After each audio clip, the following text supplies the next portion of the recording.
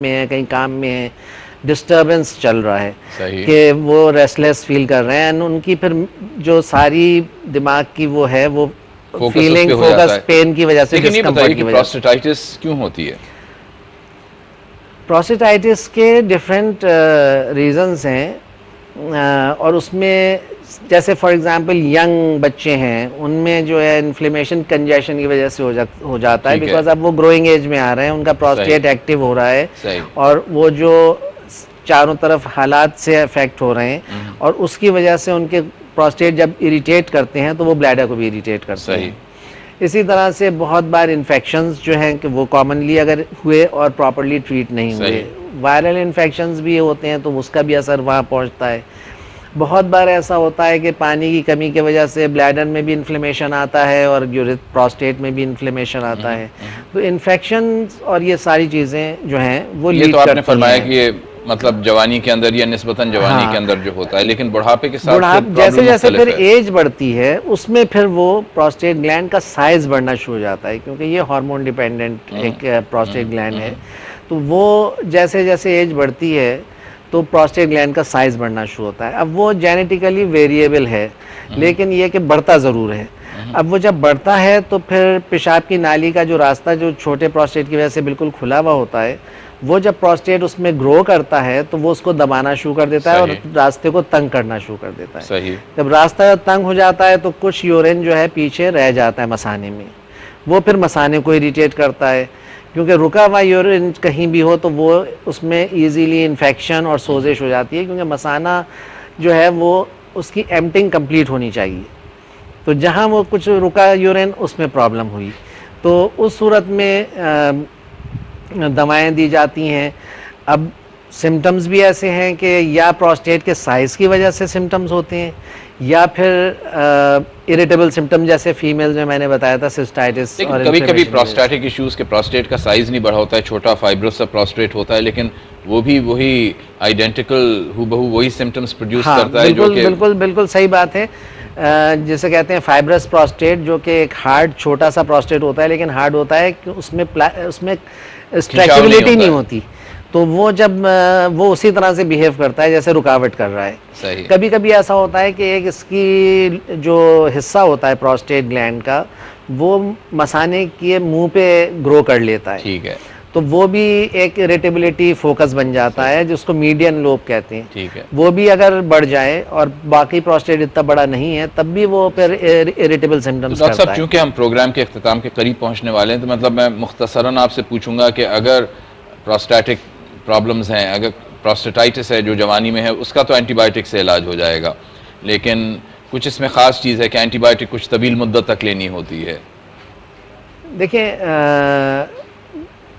Prostate gland में अगर inflammation है तो एंटीबायोटिक तो आपको देनी है। हाँ। और अगर ऐसी आपको शक पड़ रहा है कि इसमें वाकई में इन्फ्लेमेटरी है, इन्फेक्शन की वजह से है, तो फिर आप उसको लो ग्रेड प्रोफाइलेक्टिक एंटीबायोटिक कहलाती है, उसको आप दे सकते हैं। सही। लेकिन इसके साथ साथ आपको इसको अल्फा ब्लॉकर्स वगैरह से ट्रीट ज़रूर करना पड़ेगा, बिकॉज वो बहुत ज़्यादा ज़रूरी हो जाता है इन पेशेंट्स में, बिकॉज वो वहाँ के प्रेशर्स को रिड्यूस कर देता है ब्लैडर नेक पे, जो ब्लैडर नेक पे, और प्रोस्टेट का जो कैप्सूल है उसको भी रिलैक्स कर देगा। और जो ज़ईफ़ी में जो होता है कि प्रोस्टेट बढ़ गया है, ज़ईफ़ी में जो है वो अगर साइज़ की वजह से है और उसका हजम बहुत बड़ा हो गया है और वो साइज़ ब्लॉक कर रहा है, उस सूरत में ये है कि आपके पास डिफरेंट ऑप्शंस हैं कि कुछ तो दवाओं से आप इलाज करते हैं, जो कि आजकल बहुत सी दवाएं हैं जो उसका साइज़ भी रिड्यूस करती हैं। सही। साथ में आप उसको कंबाइन कर देते हैं अल्फा ब्लॉकर से, जो कि रिलैक्स भी कर रही हैं उसके मसल्स को, उसका स्ट्रेचेबिलिटी को। एट द सेम टाइम आपके पास ऑप्शन होता है कि अगर ये सब चीज़ें फेल हो जाएं, बिकॉज कभी कभी पेशाब बंद हो जाता है लोगों का, उस सूरत में फिर इसको ऑपरेट कर लेते हैं। टेलीस्कोपिक ऑपरेशन होता है जो कि बहुत स्ट्रेट फॉरवर्ड है और वो 3-4 दिन पेशाब के नाली के अंदर से हो जाता है, पेशाब की नाली के अंदर से टेलीस्कोप जाता है। तो नए डॉक्टर साहब तरीके आ गए हैं इसको इलाज करने के? बहुत से तरीके आ गए हैं, लेकिन उसमें आपको सिलेक्ट करना पड़ता है कि किस सिचुएशन में कौन सी मोडेलिटी को आप इस्तेमाल करेंगे। जैसे कि थर्मोथेरेपी है, माइक्रोवेव थर्मोथेरेपी है, अब लेज़र्स इंट्रोड्यूस हुए हैं, तो लेज़र्स भी अगर आप इस्तेमाल कर रहे हैं तो वो उसको वेपराइज कर सकते हैं, लेकिन उनकी कॉस्ट इतनी ज़्यादा है कि हमारी सिचुएशन में ज़रा सा आम पब्लिक के लिए मुश्किल हो जाता है, मुश्किल हो जाता है, because it's a very expensive modality. तो डॉक्टर साहब, जो आपसे आज गुफ्तगू से जो निचोड़ अगर उसका निकालें तो ये कि ये जो मसाने के मसाइल हैं और पेशाब की रवानी के मसाइल हैं ख़वातीन में ज़्यादा कॉमन है, और आपने बताई कि उसकी आम वजूहात ख़वातीन में क्या होती हैं और उसका किस तरह इलाज करना चाहिए, उससे पहले तफ्तीश होनी चाहिए। और मर्दों में आपने बताया कि जवानी में क्या होता है, बुढ़ापे में क्या होता है, और आपने फिर बताया कि ये नई चीज़ जो है यूरोडायनामिक्स, जो ये मशीनें आई हैं जिससे बिल्कुल एक्यूरेट जो तशख़ीस है उसको बिल्कुल पिन पॉइंट करना और मुनासिब तशख़ीस हो जाना, मुनासिब इलाज ये किया जा सकता है। तो एक आखिरी मतलब चलते हुए सवाल ये है कि गर्म मुल्क है, ह्यूमिडिटी बहुत होती है, मतलब एडिक्वेट हाइड्रेशन का भी इससे कोई ताल्लुक है कि अगर पानी आदमी मुनासिब मिकदार में नहीं पीते हैं तो उससे भी कुछ ही मसाइल होते हैं? बिल्कुल हो जाएंगे, बिल्कुल हो जाएंगे, और ख़ासतौर पे आजकल के मौसम में जो कि बहुत गर्म है और ह्यूमिडिटी ज़्यादा है, उस सूरत में बहुत से लोग ऐसे भी हैं जिनको केमिकल सिस्टाइटिस हो जाता है। मतलब इन्फेक्शन नहीं ज़रूरी है, लेकिन ये कि गर्म होने की वजह से और डिहाइड्रेशन होने की वजह से यूरिन इतना ज़्यादा कंसनट्रेट हो जाता है, they don't drink at all, कि बहुत कम पानी पिया आदतन, तो वो उस सूरत में और गर्मी से बहुत ज़्यादा एक्सपोज हैं तो उनको केमिकल सिस्टाइटिस हो जाता है, जिसमें इन्फेक्शन का एलिमेंट नहीं होता, वो सुपर एडेड बात को इन्फेक्शन हो सकता है। तो वो भी उसी तरह के सिम्टम्स करता है और कभी कभी उससे बहुत ज़्यादा खून भी आ जाता है। तो मतलब लोगों को जो पैगाम है आपकी तरफ से वो ये है कि पानी भी मतलब मुनासिब मिकदार में बिल्कुल बिल्कुल, क्योंकि नॉट ओनली के ब्लैडर पे प्रॉब्लम है, अगर डिहाइड्रेशन करेंगे आजकल तो क्रिस्टल यूरिया होगा और स्टोन भी बन सकते हैं, और उससे बहुत ज़्यादा कॉलिक्स बढ़ जाते हैं आजकल।